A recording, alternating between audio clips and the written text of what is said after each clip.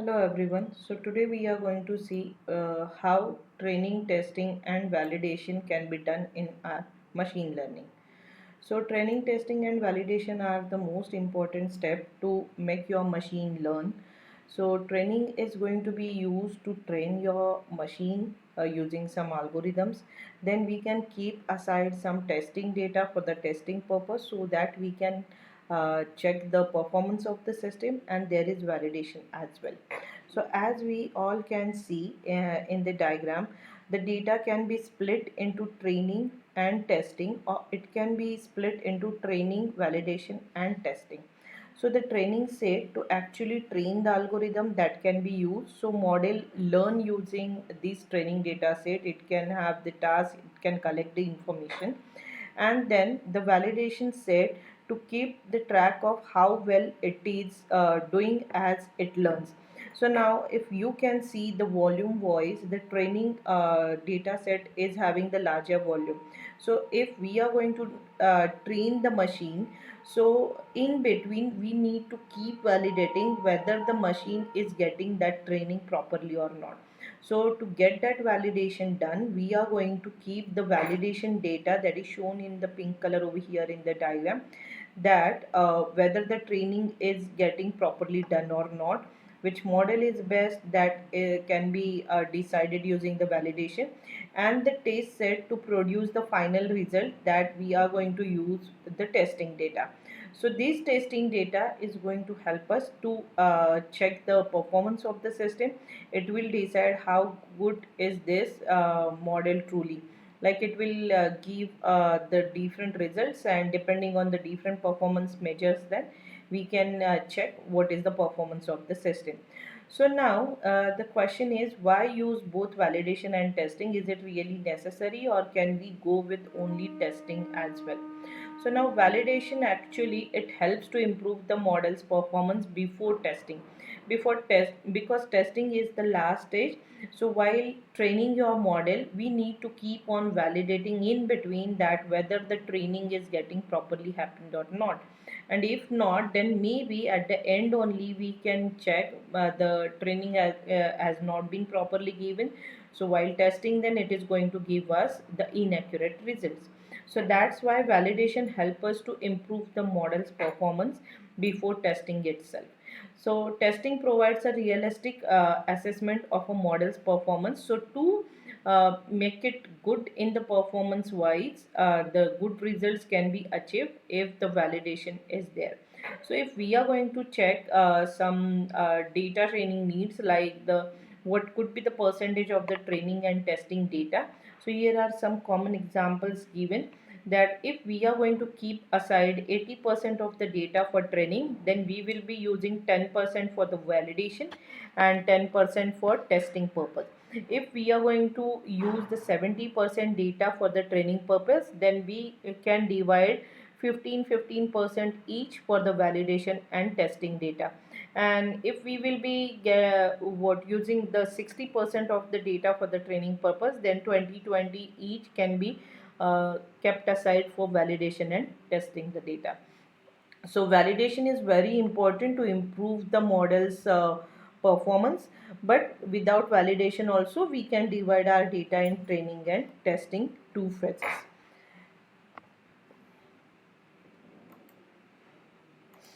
The next is we are going to see what is the cross validation technique now. So we have seen that validation is what, that is to make ensure the training has been properly given to the machine or not.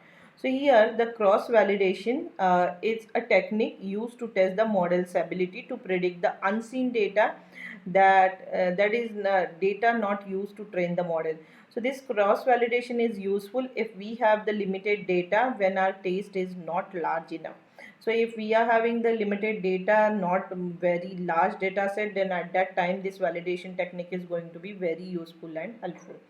So there are many different ways to perform cross validation.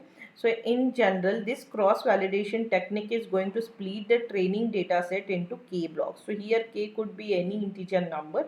So in each iteration, then the model trains on k minus 1 blocks, and it is validated using the last block. So we can use the multiple iterations of CV to reduce the variability, and we use the average error overall the iterations to evaluate the model. So this we can see using the example that is given in the figure. So now over here we are going to consider the k-fold validation where k's value is 5. So means what, we will be having the 5 folds of the data, and there we will be performing the same k number of iterations over here. So here our value of the k is 5, so 5 iterations will be performed.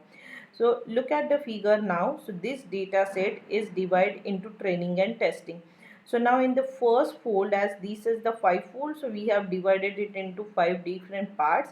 So now in the first iteration, the first 4 parts are kept aside for the training purpose, and last is the test set. And now for this iteration we will be noticing what is the error, if any. So what the error is, if 4 parts are kept, first 4 parts are kept for the training and the last one is for the testing purpose. Now in iteration 2, what we are going to do, we will be changing the training data set. So first 3 partitions are kept for the training, and then with along with that the fifth one now is going to be used for the training purpose, and the fourth one is going to be for the testing purpose. So now if we change this data for the training and testing, then what error is generating, that we are going to what note down in the iteration 2. In iteration 3 again we are going to change our training data set. First 2 and last 2 are the training, the middle one is for the testing. So this iteration will generate error 3 if any. Iteration 4, the second part we are going to keep it for the testing, and the rest 4 will be used for the training purpose, and it will generate error 4 if any. And in the last one, the exactly opposite like the iteration 1, the first is for testing and the last 4 parts are for training purpose, and it will generate error 5 if any. So what we are going to do at the end then, so at the end we will be what taking the summation of all these error and we will take the average of that. So that is going to be our then error, what error is generated using this k-fold validation technique. So now these are the steps, and these steps are mentioned over here. So for performing that cross validation using k-fold, the first step, we are going to split the training data set into k equal parts. Now over here in our example, our k's value was 5, so we have split, we have cut our data set into 5 equal parts. Then we are going to fit the model on k minus 1 parts. So here k minus 1 means 5 minus 1 is the 4 parts. So 4 parts are going to be used for the training purpose, and we will be calculating the test error using the fitted model. Repeat it k times. So here our k value was 5, so that's why 5 iterations we have repeated this, and using each data subset then we will be using what we have at the end calculated what was the average error. So this is the cross validation technique where we are going to use the k-fold technique. So k's value could be any integer number then. So now the next thing to check the performance of the system, that is we are going to use two terms many a times, that is variance and bias. So now when a model does not perform as well as it does with the trained data set, there is the possibility that the model has variance. But now what exactly the variance is? So this variance it basically tells us how scattered the predicted values are from the actual values. Okay. So now before the model get trained, we know some actual values, and then after training your model, when we are testing the results, so at that time we will be checking what were the predicted values and are they matching with your actual values. So now this variance actually tell us how scattered the predicted values from the actual values. So the variability of the model prediction for given data point, which tell us the spread of our data, is actually called the variance of the model. So now the model with high variance has the very complex fit to the training data, and thus this is not able to fit accurately on the data which it hasn't seen before. Hence what, no, variance is actually how scattered your data is, how the data is spread. Means what, if your predicted values and actual values does not match, means we have the high variance. And now if we have the high variance, means what, our model is very complex. That's why even after training our predicted and actual values are not matching perfectly. So as a result, such model perform very well on the training data but have high errors on the test data. So while giving training, no, these are showing us like good result, the training is properly happened, but when actually we will be performing the test, so at that time we will be matching the actual and predicted values. So at that time such kind of models start giving us errors on the test data. So when a model is high on variance, it is then said to overfit the data. Means what, the data is complex, and that's why while learning it is getting all the data, but while testing it, it starts showing error. Means now this situation is called as overfitting of the data. So data has been overfitted in the model. So this is the variance which actually tell us how scattered our predicted and actual values are. Means they are not equal. Now, the next term or the terminology we use, that is the bias. So now bias is known as the difference between prediction of the values of the machine learning model and the correct values. So now this is the difference between predicted and the correct values, and the variance was the spread between what the actual and the predicted values. So being high in bias gives a large error in training as well as testing. So if you remember, in variance we have seen while training everything was good, but when we use the testing, so at that time in variance case it starts showing error. But now being high in the bias, it gives a large error in testing as well as training. So both are showing the error if your bias is high. So it recommended that an algorithm should always be low bias to avoid the problem of underfitting. So in bias, we find the problem of underfitting where the training and testing both are showing the error. Means training is also not getting properly done. So that's why it is showing errors in testing as well. So by high bias, the data predicted is in the straight line format, thus not fitting accurately in the data set. So such fitting is known as underfitting. Means whatever the required data was needed to train the machine, that is not available or that was not used to train the machine. So that's why the bias is present over there. So bias is always cause underfitting, and the variance cause the overfitting. High variance cause the overfitting. So now if we want to compare the variance and bias together, what are the high and low values of them and how they are related to each other, then we can check that bias can be measured. The bias is the error in the training data and variance is error in the test data. So if you will look at the low bias and low variance, means all the data is centrally like you can see accumulated over there. If we will be having the low bias, means what, there is low error in the training data, but the high error in while testing the data, means high variance. So if you can see, the values are scattered. Okay, now these are going little bit outside the inner circle. So now if we have the high bias, means error in training data while giving the error itself, but the low variance means, but in the testing it will be now actually out of the inner circle. So this is the high bias, low variance.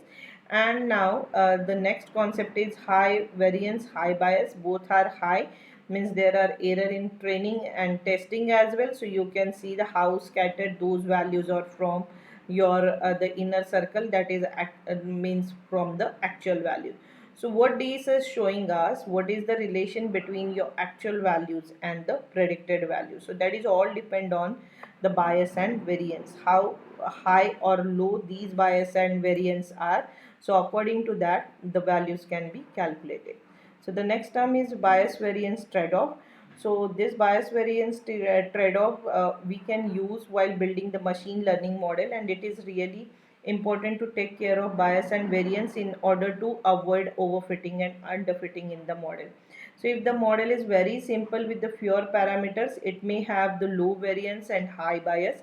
So high bias means both training and testing cannot be performed well. Whereas if the model has the large number of parameters, the complex data, it will have the high variance and low bias. So high variance means while training everything was going good, but while testing it is not matching with the actual values. So it is required to make the balance between both bias and variance error, and this balance between the bias and variance error and the variance error is known as the bias variance trade-off. So how actually that bias variance trade-off will look like? So if you look at this diagram, so here on the x-axis we are showing the complexity of the model, and on the y-axis we will be getting the error. So if you look at the central point, that is what the optimal model complexity.